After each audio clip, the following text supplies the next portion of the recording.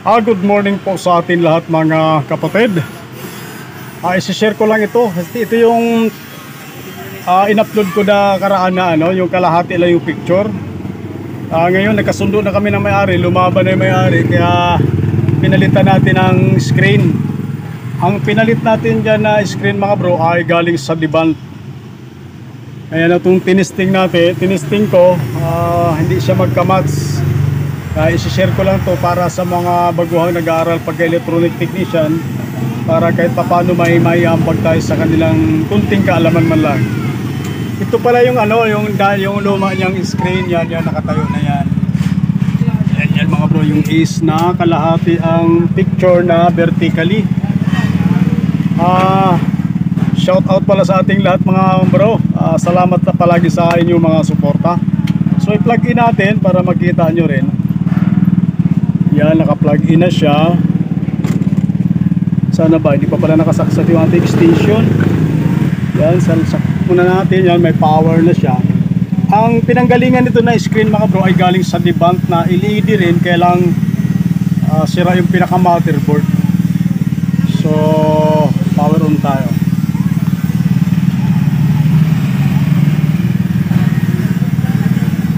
Ayan, sa nakikita nyo mga bro, baliktad yung screen. Ang ibig sabihin yan, hindi siya magka-match yung screen niya, kaya baliktad ang picture.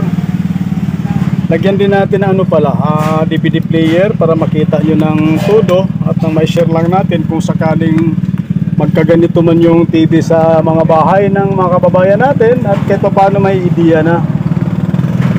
Lagyan lang natin ng ayan. Lagyan natin ng DVD player yan mga bro. Kung makita natin, bukod sa baliktad yung picture, solarized pa. Pagka decolorize kung tawagin. Pero sa term lang mga technician, yan natawag talaga yan na solarized picture.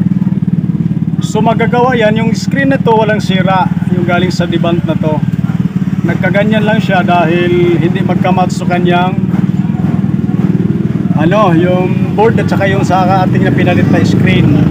Ang gagawin natin dyan para maibalik natin sa normal na picture, i-adjust lang natin gamit ang remote. Kailangan may remote siya. Kahit universal, basta kabisado, importante kabisado mo yung pasikot-sikot. So para hindi tayo mahilo, kasi nakabaliktad, i-baliktad lang muna natin para medyo madaling mag-adjust. Baliktad lang natin yung screen. Share ko lang to kasi sa mga master na natin ng mga technician dyan, kabisado na ganitong problema.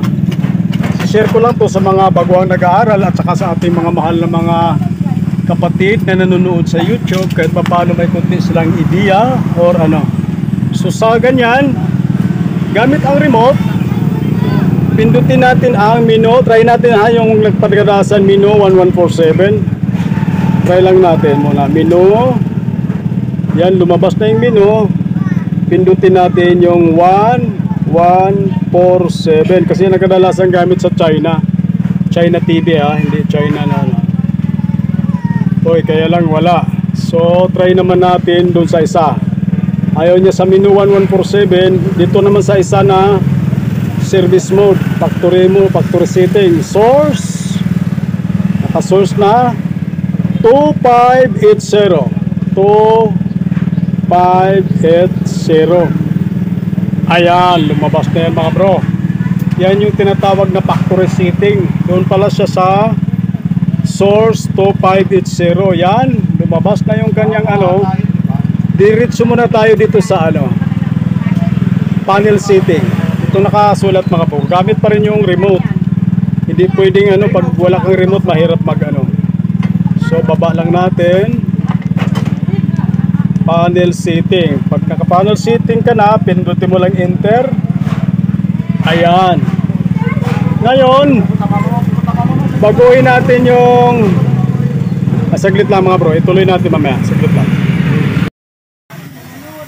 So tuloy natin mga bro. So, nandito na tayo sa kasi may akong customer lang na pina-check lang mga bro. So, naitapat na natin na punta na tayo sa panel setting. Share ko lang to para kahit paano kung sakaling may ganitong mangyari sa TV nyo, baka sakaling makatulong. So yan, para mabalik natin tong solarize nya, para maibalik natin sa tamang kulay, try natin to Ito nakalagay 1. Minsan kasi sa LPDS. Pero itong model na to parang dito to. Yung preset panel ID nakalagay 1. I-try natin sa 2 or 3. So pindutin lang natin. Yan, namatay. Isa pang pindot. Tingnan natin kung gumanda yung kulay. Ayan. So number 3 nga. Ayan o. Share ko lang ha. Preset panel ID number 3. Nakita nyo mga bro, nag-normal na yung picture nya. Ngayon, okay na yung picture natin. Hindi na siya decolores. Punta naman tayo sa mirror para bumalik sa dati to. Hindi siya baliktad. Kasi ngayon, nakabaliktad yan. Yan is, tapos yan ang pagbasa natin. So baliktad yung picture. Para maging tama yung picture niya na hindi babaliktad, pupunta naman tayo dito sa mirror. Yung mirror off na nakasulat, i-on lang natin to para bumalik sa normal yung picture niya, hindi siya baliktad. So ibaba lang natin gamit pa rin ang remote. Yan, baba lang natin, ibaba hanggang mirror tayo. Yan, pumapat na tayo sa mirror, naka-off yan, i-enter lang natin. Ayan, naka-on na mga bro, nakita nyo, bumaliktad na siya uli. Yan, naka-on na siya, mirror on. So pag binaliktad natin, normal na yung picture niyan, ibalik natin sa dating forma. Wag naman sana, naku na disgrasya pa. Bagay, sira naman yun. Hindi naman sisira kasi galing dito yun. Mahirap yung guwanhan. Muntik na, pero sumabit din. Pero sira naman yun, wala na rin yun, tatapon na rin yun. So yan, nakita nyo mga bro, normal na yung picture natin. So i-exit na natin to ngayon. Exit natin, try natin patayin yung TV ha, hindi yung tao ha, joke lang. So try natin buksan kung babalik ba sa kanyang dating baliktad. Ayun, nakita nyo mga bro, tumama na yung kanyang picture, hindi na siya baliktad. Baka sakaling magkaroon nga ng problema yung TV nyo ng ganon, baka makuha lang sa factory setting. Hop, saglit lang ron. Saglit lang, iayos ko lang mga bro. Lagyan natin ng picture yung ano kasi para makita yung tamang kulay. So final testing na natin tong ating ginawa na sinare ko lang para kahit pa paano makatulong sa mga baguhang nag-aaral dyan, pagka-electronic technician. Kasi pag mga baguhan lang tayo, talagang hindi rin naman natin alam yung mga ganong umpisa. So power on lang natin. Kahit pa paano, mayroon tayong may ambag man lang sa ating mga kapwa, mga technician na nag-uumpisa pa lang.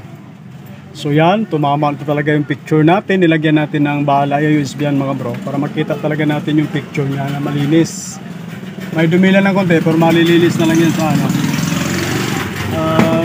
yung wala siyang guhit-guhit, maganda yung picture. Ganyan lang. Importante kasi pag tayo sa kanyang service mode, kailangan may remote talaga. Mahirapan, hindi ka pwedeng ng service mode pag wala kang remote. Kahit hindi original, kahit universal katulad nito. Universal lang siya. Yan, maganda na yung picture niya mga bro. Kahit patayin mo siya, pagbukas mo uli, hindi na siya baliktad. Yan. Share ko lang to sa ating mga mahal na kababayan dyan. Pag once na ganun ang problema ng TV nyo, pag may remote, maaaring pwede nyo pag-aaralan, baka mabalik sa dati. Sundin nyo lang yung ganong sistema nyo. Sa ganitong model kasi, ang nakalagay doon, Minu 11, Minu 1147 ayaw pala doon sa Source 2580. So bago natin tapusin ito mga bro, shout out ko lang itong ating mga mahal na kapatid na laging sumusuporta. Sana ba yung nakasulat yung aking mga kodigo? Dahil matagal na tayo hindi naka-shout out mga bro. Sisigaw ko na itong ating mga mahal na mga kapatid na mga vlogger na laging sumusuporta sa ating munting channel. Shout out sa inyo dyan mga bro. Kabitinyo Farmer, Farmer Boy TV, EP Sampaga, Kakudapum, Bernice Moments, Serepne Lucano Channel, Balitang Karuba, Dors G Vlog, Edwin Sagayno, Roy Puyo, G.E. Muli Vlog, Kuya Lino Vlog, Sibadong Vlog, Buds TV Mix, Ronald the Farm Boy, DGA Mix Vlog, Filipina Music Lover, Coach Mangyan Vlog, Ernesto Gutlay, Raymond San Jose, Lil Himi, Chubbs Official Vlogs, John Bans Vlogs, Kuya Ri TVPH, Lito Ramirez Vlog, Buyet Arias Official, GGP Mix Vlog, Colombiano, Kini TV, Rohana Channel, Alpha Pawis TV, MTV Moto, MP Babiri, Chief Ben Gardener, Chila TV, Chika Bass, Chima Chan, Nanay ZCG, Alfredo Lacerna, Dongski the Scrapper, Kapatang Urban Biker, Hinir Utoblog, Andy Pundales, Cab Eloar, Jimaw Pautan Vlogs, Lindun Matinik, Kuya Boy Official, Buhay Barrio, Rampage Motovlog, Yumagi Channel, GC Ramix TV, Vilma Pangilinan at saka si kapatid na Mary Ann Calderon mga bro. Shout out po sa inyong lahat at maraming salamat palagi sa inyong walang sawang suporta sa ating munting channel. At sa ating mga ano naman, nidugtong ko ng alam, lubos-lubosin ko na mga bro kasi bihira na tayo mag-shout out kasi minsan mabilisan yung gawa. Shout out na rin sa iyo mga bro. Dito naman tayo sa mga fishing adventure naman tayo ulit. Reynan Fishing Adventure, Island Gat TV, Mabuhay Fishing Team, Winsky Vlog TV, Road Choy Fishing Adventure, Kabiwas TV at saka si GC Adventure. Shout out din sa inyo mga bro. At maraming salamat po palagi sa inyong suporta. At ito, dito na natin tapusin itong ating senior nais na 32 inches na pinalitan natin ang screen. Maraming salamat po muli sa inyo mga bro at magandang tanghali po sa ating lahat.